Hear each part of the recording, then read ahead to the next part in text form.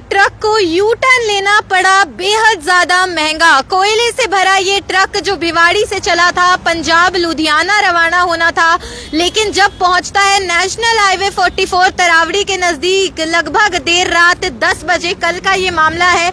और ये U turn लेने का प्रयास जब ड्राइवर करता है तो कोहरे के कारण उसे ज्यादा दूर का नहीं दिखता और संतुलन खोकर ये ट्रक जो है ये जा घुसता है नेशनल हाईवे के पास स्थित खेतों में।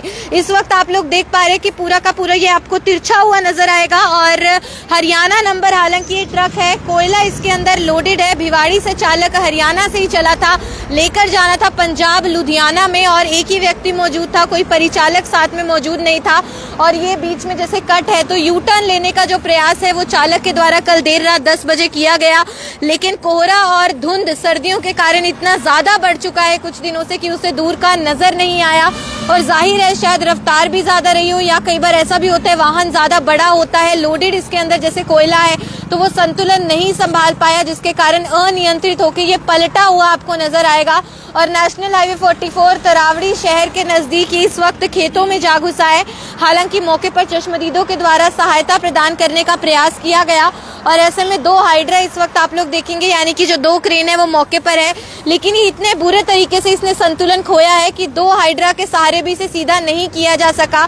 कल देर रात भी प्रयास किया गया कि इसे सीधा किया जाए, आज सुबह भी प्रयास किया गया, लेकिन हाइड्रा चालकों का कहना है कि कम से कम 3 हाइड्रा के सहयोग से इसे सीधा करना संभव हो पाएगा। ये आप देख सकते हैं, जैसे खेत है तो ऊंचा नीचा रास्ता है, वो नीचे आप देखिए गड्ढा है, वहां पे उसका जो पिछला टायर है वो धंसा हुआ आपको फंसा हुआ नजर आएगा। कोयला इसके अंदर लोडेड बताया जा रहा है और इस सामान को पहुंचाना था लुधियाना। एक ही व्यक्ति इसके अंदर मौजूद था। गनीमत ये है कि जान बच जाती है, भगवान का शुक्र है कि वो व्यक्ति जो है वो सुरक्षित है। अभी फिलहाल वो मौके पर मौजूद नहीं है, लेकिन आप सभी लोगों से अपील साथ के साथ आप इस खबर को शेयर भी कीजिए। और आज का भी मौसम अगर मैं आप लोगों को दिखा दूं, अब हल्की हल्की धूप आनी शुरू हो गई है, लेकिन सुबह तक कोहरा बहुत ज्यादा था, रात को कोहरा कल बहुत ज्यादा था। हर कोई यही बार बार जानकारी दे रहा था कि धुंध हो गई है, सर्दी बढ़ने लगी है। अब इसके कारण क्या होगा, अगर आप यातायात का पालन नहीं करेंगे, वैसे नहीं करते हैं फिर भी ये होता है चलो इमरजेंसी ब्रेकें लग जाएगी, आपको दूर से चीजें साफ स्पष्ट तौर पर दिखाई देती हैं, लेकिन अगर जो अब मौसम है इसमें आप यातायात ट्रैफिक रूल्स को फॉलो नहीं करते, अपने वाहन की गति को नियंत्रण में लेकर नहीं चलते, उसका परिणाम कुछ ऐसा हो सकता है। अब आपको कुछ ज्यादा पास की चीजें भी नजर नहीं आती हैं जब कोहरा बहुत ज्यादा बढ़ जाता है। और खास तौर पे कल भी आप लोगों को एक खबर दिखाई गई थी मेरठ रोड नगला फार्म से, वहां पर भी ऐसे ही हुआ।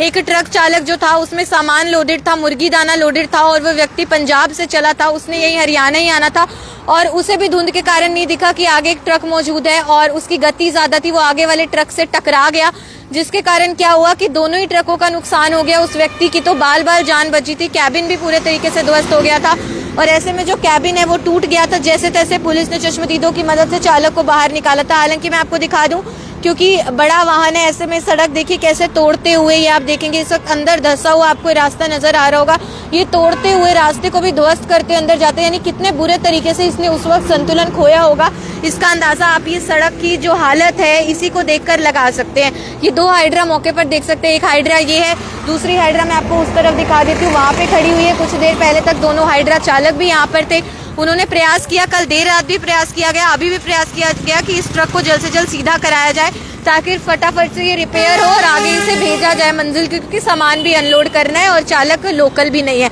लेकिन अभी 2 हाइड्रा के माध्यम से भी इसे सीधा करना संभव नहीं हो पाया। 3 हाइड्रा बता रहे हैं जिसके सहारे इसे सीधा किया जाएगा और भिवाड़ी का चालक बता रहे हैं भिवाड़ी से कोयला लोड करके वो अपना ट्रक लेकर निकला था, लुधियाना पंजाब उसको जाना था।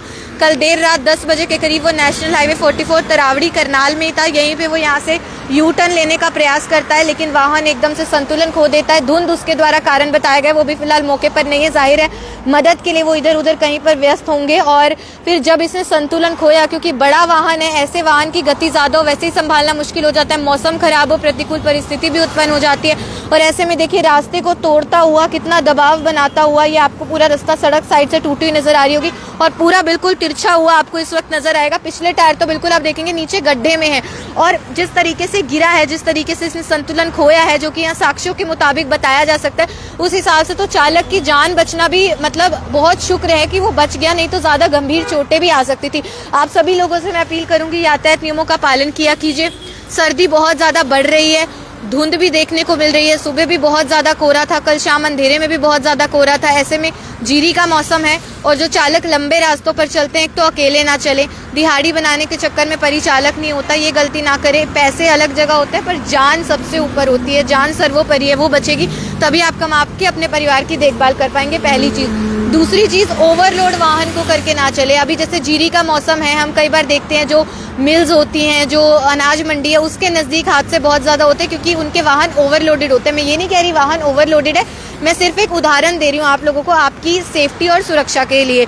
दूसरी बात है, 4 व्हीलर लेकर निकले चाहे 2 व्हीलर लेकर निकले, अपने सही जो मार्ग आपके लिए बनाया गया है उसका प्रयोग करें, शॉर्टकट लेने का प्रयास न करें। दुर्घटना से देर भली होती है, हमेशा अपील की जाती है, भले ही थोड़ी देरी हो जाए, कम से कम दुर्घटना और हादसों से बचा जाएगा। हमेशा सोचिए, घर पर आपका परिवार आपका इंतजार कर रहा है, बच्चे आपकी राह देख रहे होंगे। दूसरी बात है, 4 व्हीलर पर है हमेशा सीट बेल्ट पहनिए, 2 व्हीलर पर है हमेशा हेलमेट का प्रयोग कीजिए, तभी ऐसी प्रतिकूल परिस्थितियों में भी सुरक्षित बचा जा सकता है। खबर आप लोग देख रहे थे मेरे यानी कि भवन आर्यन के साथ। धन्यवाद।